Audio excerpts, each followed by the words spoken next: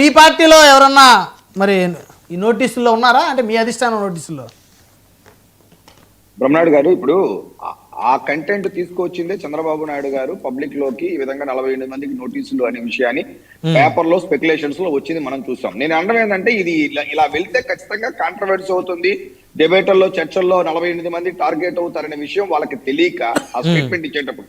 కానీ పాయింట్ ఏంటంటే కరెక్ట్ చేసుకుంటారు కదా అనే పాయింట్ లోని ఇవన్నీ చెప్తున్నారు. మీరు చూసినట్టయితే 16 months లో చాలా సార్లు చాలా మంత్రుల మీద, చాలా మంది ఎమ్మెల్యేల మీద చాలా గట్టిగా ఎందుకు మాట్లాడుతున్నారు అంటే కరెక్ట్ చేసుకుంటారని.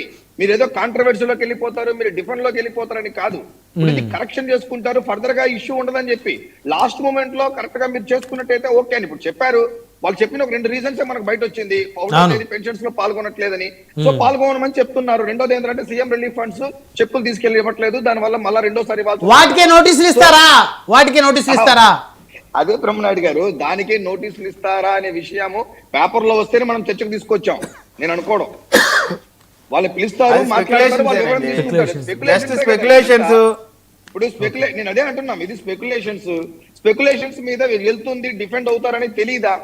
It's a correcting process. నేను అదే అంటాం, ఈ ప్రభుత్వంలో కూటమి ప్రభుత్వంలో ఒక అడ్వాంటేజ్ ఏరా అంటే మొహం మీద చెప్తున్నారు కదా, నువ్వు శుద్ధంగా ఉండు లేకపోతే తేడా వస్తుంది అని సీరియస్ గా వార్నింగ్ ఇస్తున్నారు. కాబట్టి ఎమ్మెల్యేలు కొంతమంది జాగ్రత్త పడుతున్నారు, కరెక్ట్ చేసుకుంటున్నారు, ఫర్దర్ గా నిలబడుతున్నారు పబ్లిక్ లో. ఆ డెమోక్రసీ ఉంది కదా. అసలు ఏ కరెక్షన్ లేకుండా ఏ విధంగా వదిలేస్తే ఏమవుతుందో మనం గతం చూసాం. సో డెఫినెట్లీ డిసిప్లిన్ కరెక్షన్ అనేది చాలా ఇంపార్టెంట్. ఆ విధంగానే ముందుకెళ్తాను అనుకుంటున్నాను. కాదు మెరుపుల మహేష్ గారు, పెన్షన్ పంపిణీకి ఎమ్మెల్యే వెళ్ళకపోతేనో లేదంటే సీఎంఆర్ఎఫ్ అవన్నీ చందాలు చేసే పనులు, చెప్తున్నారు కదండి. అది కాదు, ఏదో రీజన్ ఉంది. 48 ఎమ్మెల్యేలకు నోటీసులు ఇవ్వండి. ఇంకేదో రీజన్ మీద ఇస్తున్నారు. వాళ్ళ కార్యాలయంలో జరిగినటువంటి సమీక్షకు సంబంధించి ఆ 2 పత్రికలు అయితే అక్కడ ఉంటాయి కదా, ఆ టీవీ ఛానల్ అక్కడే ఉంటాయి కదా, మేమైతే వెళ్ళాం కదా, మీకు కూడా నాకు తెలుస్తుందో లేదో. వాళ్ళు రాసిందే మాట్లాడతాం కదా మనం. ఎక్కడైనా ఎమ్మెల్యేలకు నోటీసులు ఇస్తారా?